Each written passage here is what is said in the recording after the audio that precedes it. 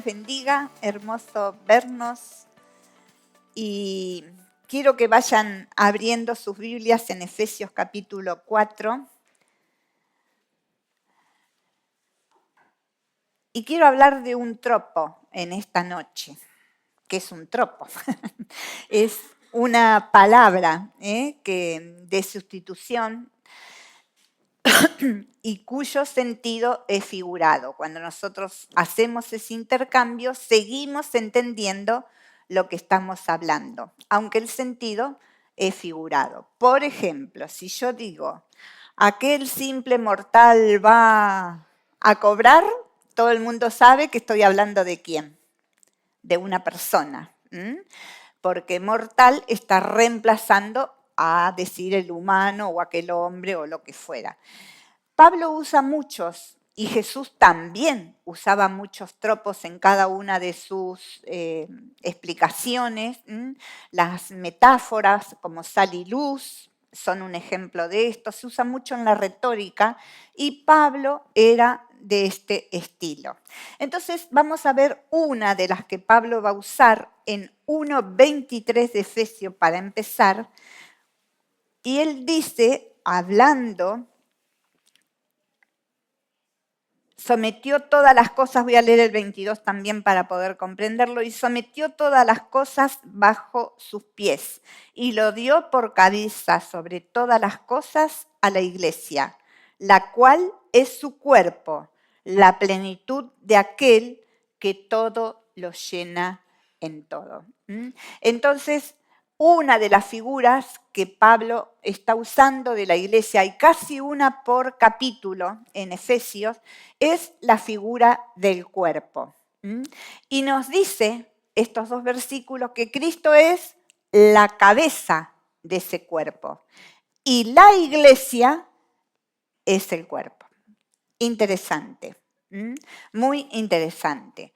Un cuerpo que, como Pablo iba a escribir, es uno solo, pero que tiene muchísimos miembros, ¿sí? Nuestro cuerpo está formado por muchísimos miembros y lo mismo pasa en el cuerpo espiritual que es la iglesia. En el capítulo 4, Pablo va a desarrollar todo un tema sobre la unidad de este cuerpo, un tema que le era muy caro al corazón de Pablo. Pablo ansiaba, anhelaba la unidad de la iglesia. Entonces vamos a ver 4 aspectos de esa unidad que él desarrolla en este capítulo 4 de Efesios. La unidad descansa en el deseo de ser solícitos en guardar la unidad del espíritu. Ese es el primero que Pablo va a desarrollar. Una segunda verdad surge de la unidad de Dios como modelo para aplicar a nosotros. Una tercera está enriquecida por la diversidad de los dones que aquí se nos citan. Y la última que vamos a ver, la demanda la madurez de nuestro crecimiento. Entonces vamos por lo primero. Pablo comienza diciendo en el capítulo 4, yo pues preso en el Señor os ruego. ¿Cuál era el ruego de Pablo? Que anden como es digno de la vocación con la que fueron llamados. Andar tiene que ver con conducta.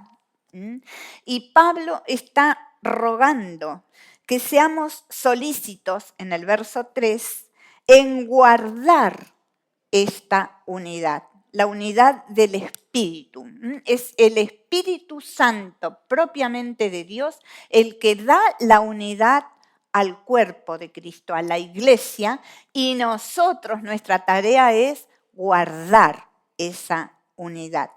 Y él va a hablar de algunas cosas que ayudan a esa unidad. La primera que él va a citar es la humildad.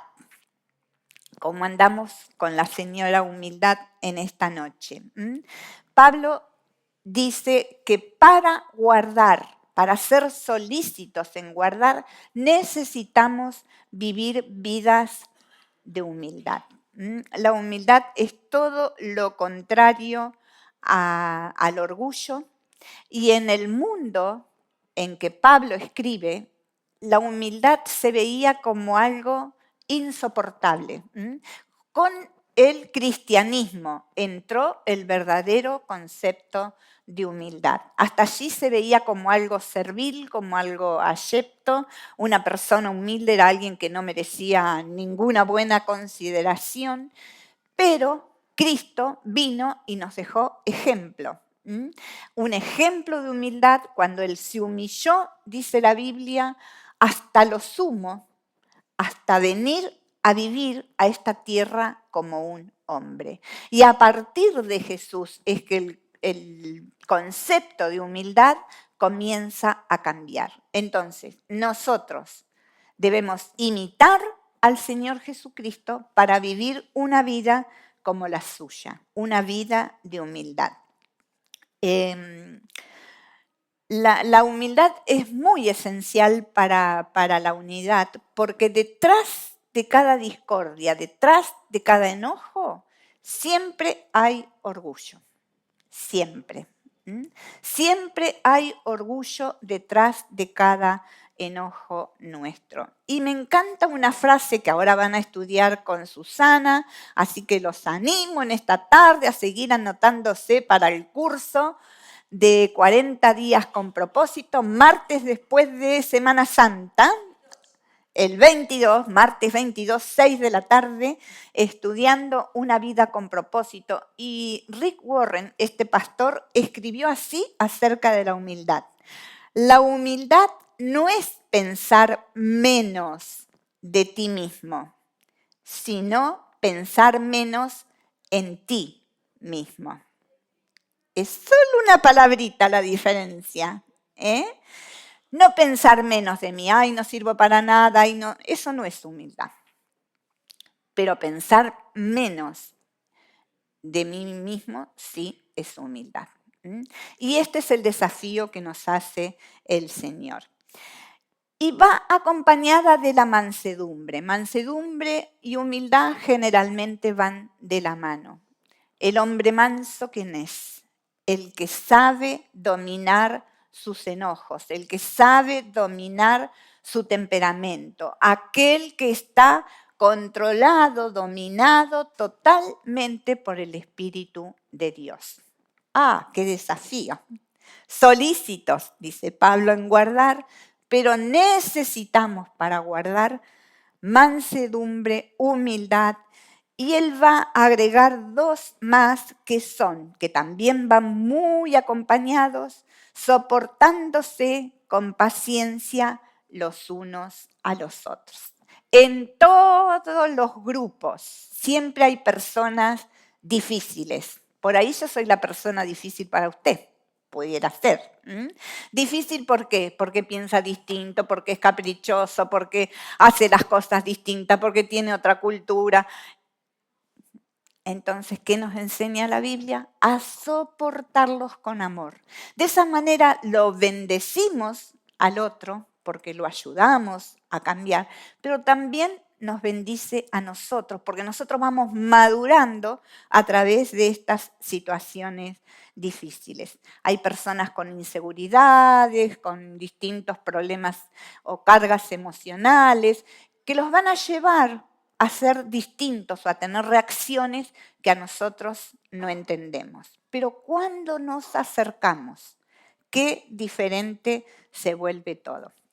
Había una mujer en una de las iglesias que pastoreamos que todo el mundo la miraba como bicho raro y realmente sus reacciones a veces eran que todos decíamos, ¿qué pasó? Porque recuerdo en un velatorio que se hizo en el templo en esa ocasión, ella de pronto se larga a reír. Estaba todo el mundo llorando y ella de pronto se escucha como su carcajada. Y bueno, ella podía expresar prácticamente al revés de todo el resto de las personas lo que eran sus vivencias. Pero cuando uno se acercaba a ella, ponía el oído para escucharla, se enteraba de una historia atroz de un abuso detrás de otro, en su barrio de chiquita y aún con el esposo con el que estaba conviviendo. Entonces, pobrecita ella, hasta que pudo empezar a mamar las verdades del Evangelio, el amor de Dios, poder sanar esas heridas, empezó a tener lo que para nosotros era más común, poder reírse cuando la risa así salía, o poder llorar en el momento que era oportuno para todos los demás.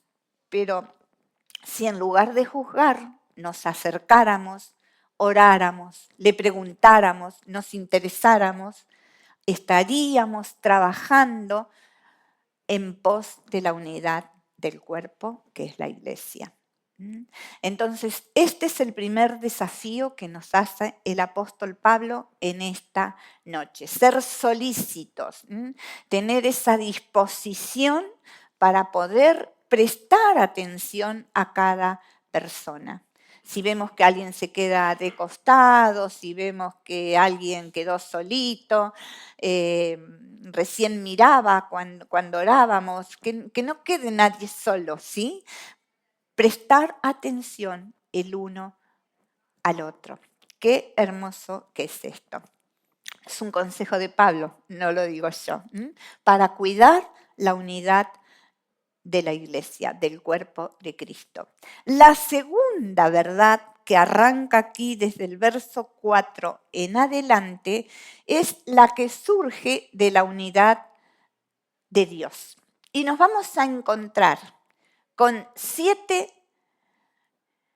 un o una, dos tríadas y una más, 7, ahora las vamos a mirar, porque me miran como diciendo que dice esta mujer, pero fíjense, un cuerpo, un espíritu, una esperanza. Un cuerpo, ¿de qué cuerpo habla? De este cuerpo, del cuerpo de Cristo. Del cuerpo de Cristo en todo lugar en el mundo. Porque iglesia son todos los hijos de Dios, todos aquellos que recibieron a Cristo en su corazón, no importa si están en África, no importa si están en Asia, algún día estaremos todos juntos en un mismo lugar.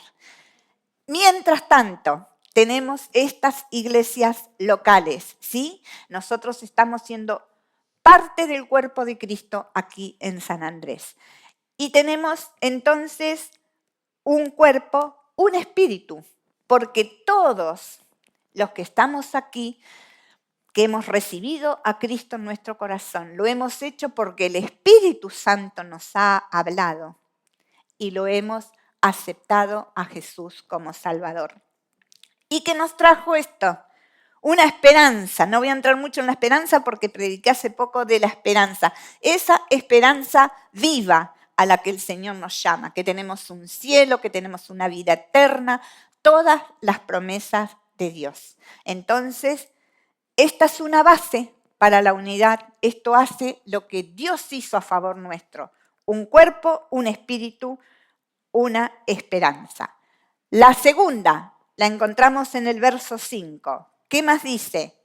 Un Señor, una fe, un bautismo. Un Señor. ¿Quién es el Señor? Cristo es el Señor. Cristo es el Señor y es cabeza de la iglesia. Él es la autoridad. A Él lo seguimos, a Él le obedecemos.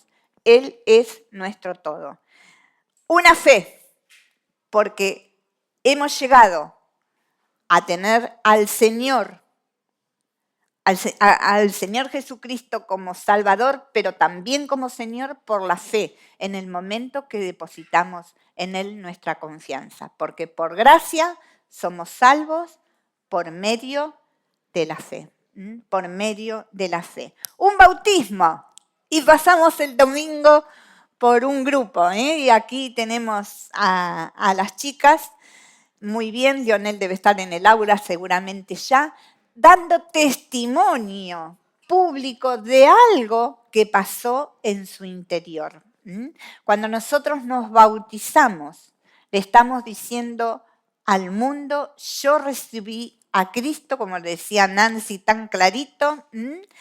¿Qué cosa? He muerto a la vida vieja, he resucitado con Jesús a una vida nueva.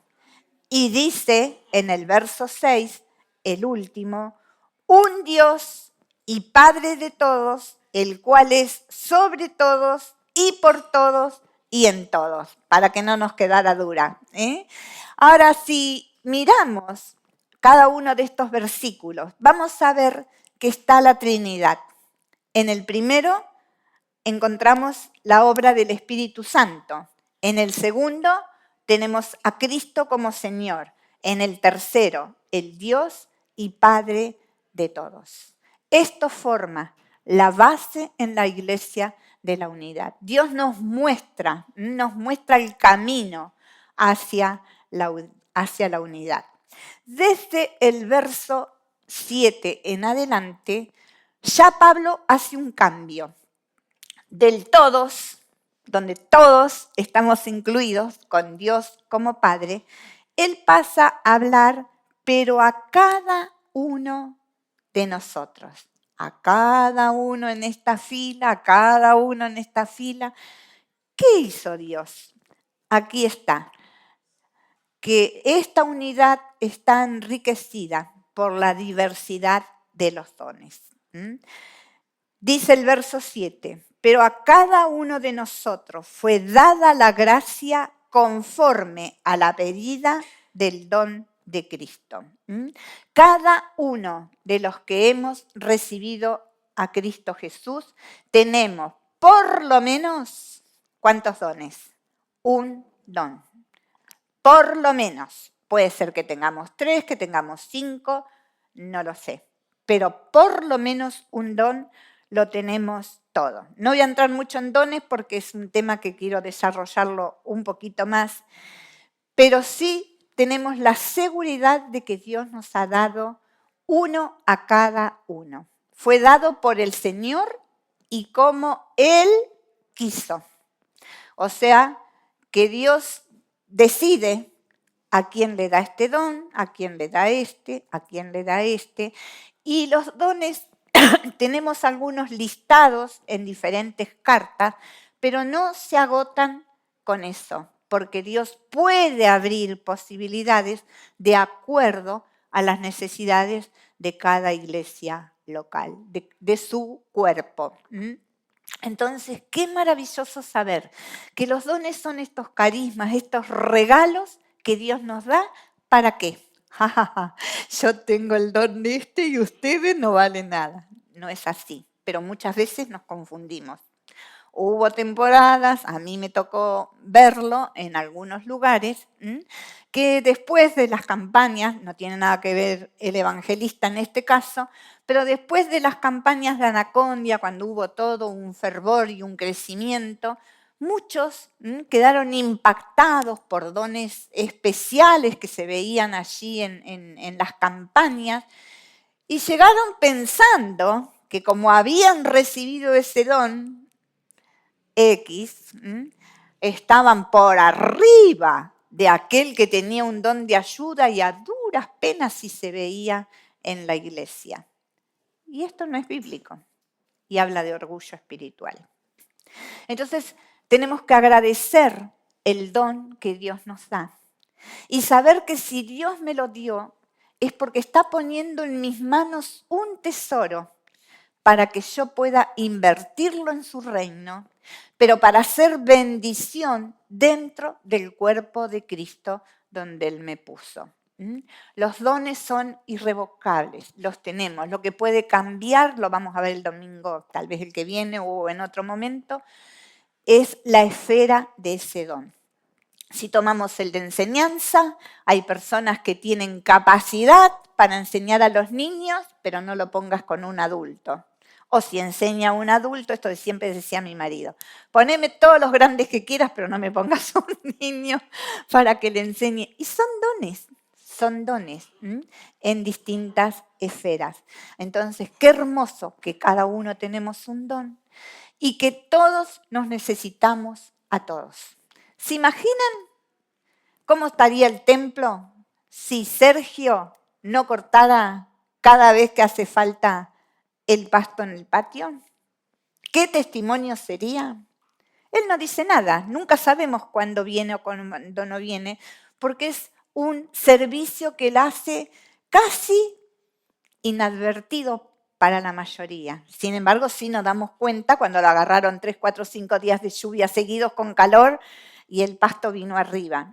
Pero qué hermoso, porque él lo hace para la gloria de Dios. Él no busca ninguna ser visto, lo hace en lo secreto, cuando no hay nadie. Qué hermoso, yo le doy gracias siempre porque lo hace con fidelidad. Hay quienes buscan las bolsas a la municipalidad, hay quienes las entregan. Hay tantas cosas chiquititas que se hacen a diario en la vida de la iglesia y tal vez nosotros no sabemos. Pero qué hermoso saber que podemos servirnos los unos a los otros a través del regalo, del don que Dios me dio. Pablo aquí bosqueja alguno de esos dones, pero no son todos, vuelvo a recalcar. Y el último punto, entonces, es que, bueno, me estoy salteando el 8, perdón. Por lo cual dice, subiendo a lo alto, llevó cautiva la cautividad y dio dones a los hombres. Y eso de que subió, ¿qué es? Sino que también había descendido primero a las partes más bajas de la tierra. Cuando un rey conquistaba una nación, subía a las gradas, entonces estaba por arriba, él podía ver todo el pueblo allí más abajo. Y llegaba acompañado de todos los prisioneros y los mostraba como un triunfo. Estos son todos los derrotados, nosotros los hemos conquistado. Y traían todo el botín que le habían arrebatado a esa nación conquistada. Toma Pablo la figura del Salmo 68, porque de ahí es tomada esta expresión, estos dos versos, pero la va a aplicar diferente. ¿De qué manera? Cristo es el gran conquistador. Cristo es el rey del universo. Pero Él no tomó de las riquezas de las naciones. Él nos entrega a nosotros, a la inversa, ¿sí? Él nos da los dones como un regalo. Bendito sea el nombre de Dios. ¿Qué es esto que subió? Cristo se humilló, vino a la tierra a vivir como un simple mortal. Él nos mostró el camino de la humildad, nos marcó el camino que debemos seguir. Entonces, ahora sí, último punto, demanda la madurez de nuestro crecimiento. Si queremos una iglesia unida, cada uno de nosotros necesitamos crecer. Miren lo que dice el verso 12, que Él dio a unos don de apóstol, a otro don de profeta, a otro evangelista, a otros pastores y maestros, a fin de perfeccionar a los santos, o sea, todos nos vamos perfeccionando para la obra del ministerio, para la edificación del cuerpo de Cristo. Somos edificados los unos a los otros. Cada uno de nosotros tenemos algo que le podemos enseñar a alguien. Qué bendita verdad, ¿sí? Ahora, cuando nosotros estamos hablando de este texto, dice hasta que todos lleguemos, ¿a dónde? A la unidad de la fe y del conocimiento del Hijo de Dios, a un varón perfecto, a la medida de la estatura de la plenitud de Cristo. Esa es nuestra meta. ¿Les parece bien? Es nuestra meta personal y es nuestra meta como iglesia. Todos necesitamos crecer. ¿Crecer en qué? Como dice aquí, en la unidad de la fe. La fe puede tener distintos niveles, lo mismo que la santidad, distintos porcentajes, pero necesitamos ir llegando al 100% de la fe, al 100% de la fe. Es un proceso, es nuestra vida cristiana, y en la medida que tú creces y que yo voy creciendo, toda la iglesia va creciendo, porque esa es la meta que el Señor puso para la vida del cuerpo de Cristo. Entonces, cuanto más conocemos, cuanto más confiamos en el Hijo de Dios, más creceremos en esta unidad que Él espera de su iglesia. Difícil, pero no imposible. ¿Por qué? Porque el Espíritu Santo es quien nos ayuda y debemos crecer en el conocimiento de Dios. ¿Cómo crecemos?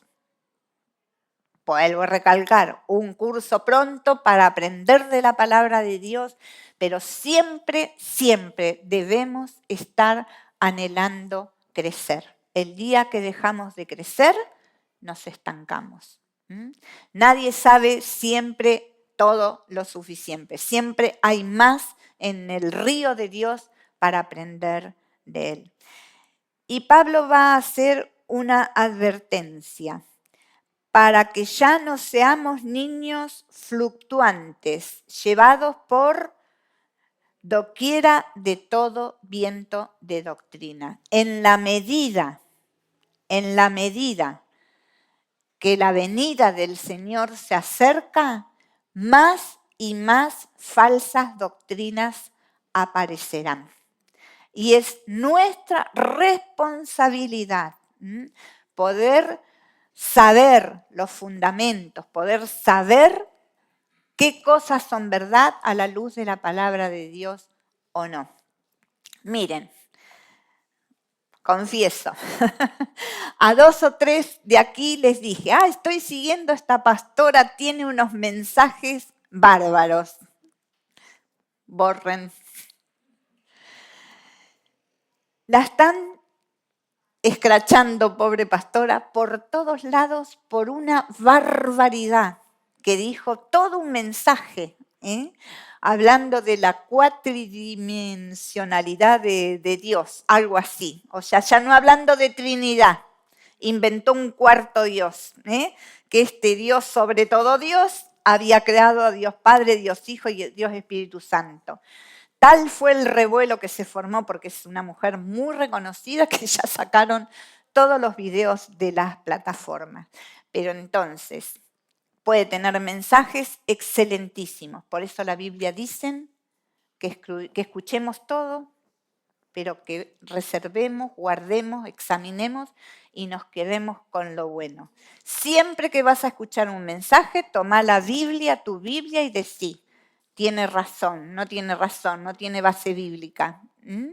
Aprendamos a discernir, aprendamos a conocer lo que la palabra de Dios nos dice. Dice acá, a un varón perfecto. Y ese varón perfecto es el Señor Jesucristo. Como Él, tenemos que llegar a ser todos los que estamos aquí y todos los que forman el cuerpo de Cristo.